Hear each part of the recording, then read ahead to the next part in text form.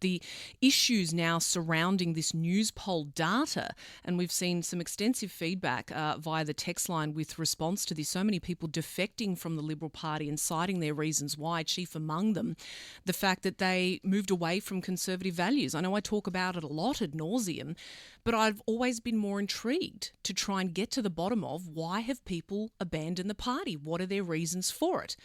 And, of course, the news poll data showing that we as Aussies have lost an appetite, particularly in Victoria, because that was the central data collection point there. They've lost the appetite for the Labor Party, but why in a broader lens can't we vote for the Libs? Shouldn't they be the alternative? They used to be the distinct alternative. You knew what you were getting. You knew there was a point of difference. But as time goes on now, we're seeing less and less of a difference. And someone who's been very strong on this point is Senator Pauline Hanson, leader of One Nation, who joins me. Pleased to say she's on the line. Senator, good afternoon. Thanks for your time. Good afternoon, Liz. Yeah, my pleasure. Thanks for having me on. You have such an overwhelming amount of support coming through on our text line, people saying that they abandoned the Liberal Party in favour of One Nation. We saw the popularity of One Nation increase. And many, we had a caller earlier, in fact, from Andrew, who phoned in to say that the treatment of One Nation and of you in particular in years gone by the Liberal Party was deeply problematic. But we've seen a shift. And now what we're seeing is more of an appetite for One Nation. What's your view on all of this? Oh dear, when I first got in politics, I was just a grassroots Australian that I felt, this is not the country that I grew up in. And I stood my ground on many issues and I had everything thrown at me. Because I questioned about immigration, multiculturalism, I was on the nose when I said those things. But now hasn't it changed throughout the world that leaders are now saying multiculturalism hasn't worked? The problem that we have with politicians is they're not grassroots anymore. These people now through the Labor Party have come up through the ranks in offices, unions and such as that. So you don't have the grassroots people that are getting into politics. The same as in the Liberal Party is the same thing happening, that you are controlled. The factions in both political parties is what's destroying the basis of who we are as a democratic nation. I've stood my ground on many issues. What we don't get in our politicians is long-term vision anymore. It's always a short-term, what do I have to do to encourage voters, get them to vote for us at the next election to maintain their seats. We don't have the intestinal fortitude or the knowledge and experience that they need or to stand their ground, because once you're in the Labor Party, you cannot go against what they want to put up as legislation. If you do, you're going to be disowned, you'll be thrown out. And it's a real shame. We don't have that independent free thinking on the floor of Parliament from either side.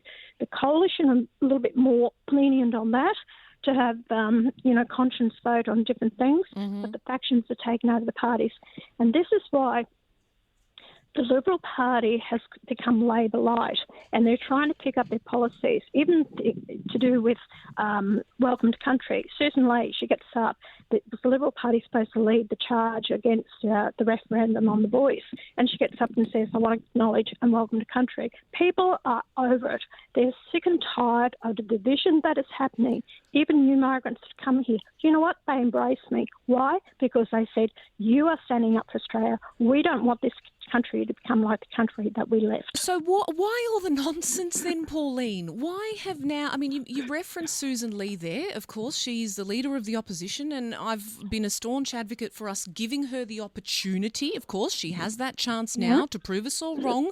Those of us who have been critical, who are disappointed with the moderates and the bedwetters infiltrating the party, she now has a chance to try and reinvigorate the party and to introduce some common sense policies.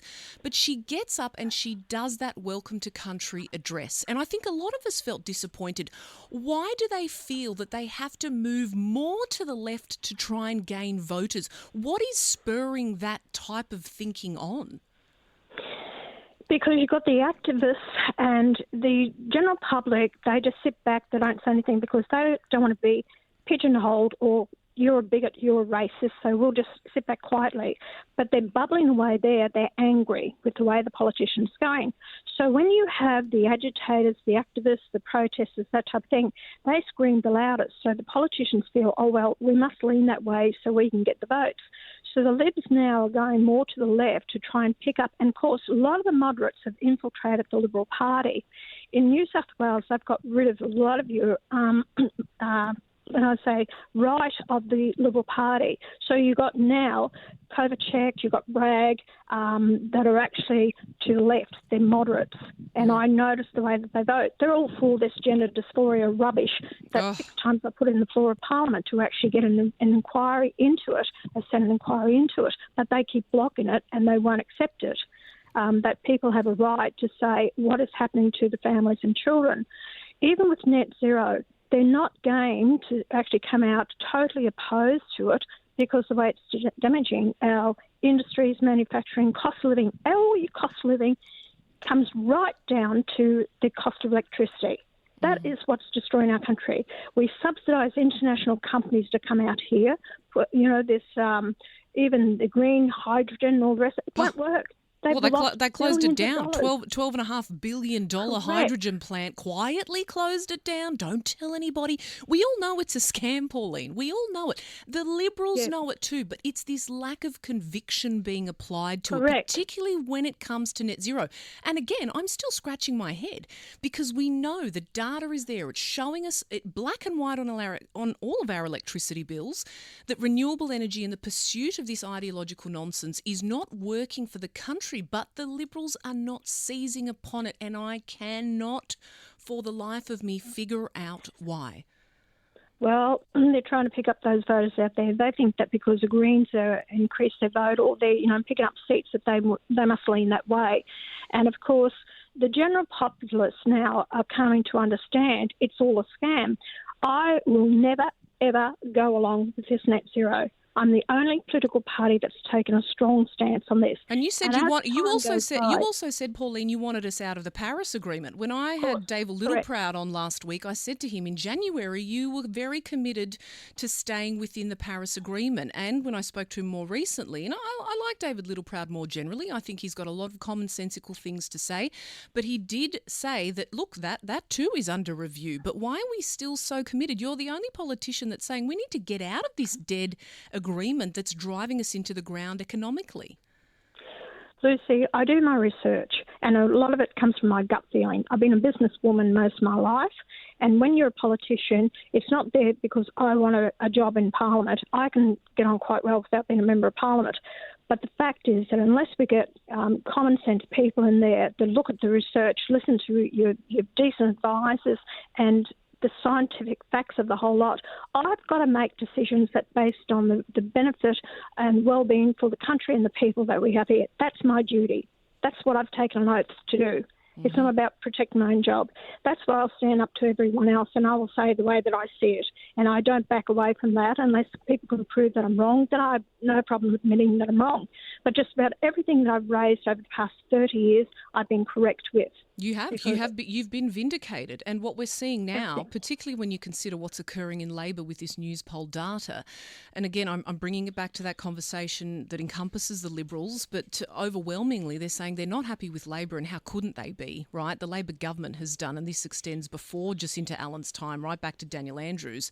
It's been going on for decades. They've driven that once great state well into the ground. But what the other more concerning data is showing is that they don't feel that the Liberal Party, so opposition leader Brad Batten, they don't feel confident that they can get their act together and also govern. And one of the things that I've been concerned with Brad Batten was that during the election there was a lot of conversations about nuclear and he didn't want a bar of it. He's more interested in gas but didn't want to have a conversation about nuclear. That to me is also insane. It is insane, but we're not open for debate. So what I find with the Labor Party, and I've got no time for Albanese, I think he's a pathetic, weak leader, and he's not a leader at all. But the whole fact is that I listened to your last caller, and as he's saying, that Albanese is communist backgrounds. The way he apologises for Beijing, or friendly with Beijing, and the way he's treating Trump in America, our allegiance and alliances should be with America because of democratic country such as ourselves, and have fought beside us in previous wars, that we have supported each other. China's not our friend. China is actually wants to, they need the resources that we have in this country. They're an expanding country. They've made it quite obvious that they want to actually eventually spread out their communist tentacles throughout the world. And if we don't wake up to ourselves, and work with America, China will make their move. They're going to move on Taiwan. They definitely want that. Mm-hmm. And eventually it will come down to Australia. We don't have the resources. We don't have the reserves. We don't have the backbone. We have nothing to stand up and for ourselves and be able to defend ourselves. And it's all about native title, dividing this country in different races. Where, are they going to pick up arms? Why the hell should we expect our men and women to go and fight and defend for this nation when we're constantly told it's not our land? And they've given away over nearly 60% native title. Why the hell should we go and tell our kids go and defend what? Something that our governments are constantly taking from us and denying us a right to our own land. It's a very good point. Nation. It's a very good point, Pauline. I'm fed up with it. No, and I think a lot of people need to wake up. They do need to wake up. And I think, at a time where you've got, particularly in Victoria, youth crime is rampant, you've got some of the worst debt in the world, and you are now choosing to focus on, right, reigniting the conversation around the voice and Indigenous treaties. I mean, it just shows you where their priorities lie. Senator Hanson, I could talk to you all afternoon, and we've had some wonderful texts coming through. Pauline for PM from Paul. A lot of people on your side, a lot of people supporting your common sense values. You have been vindicated, as you said, after decades of standing alone and in isolation on certain points. You've been vindicated about them, and it's been great to have the conversation with you, and keep up the good work. Thanks for your time. Thanks, Lucy. Bye-bye.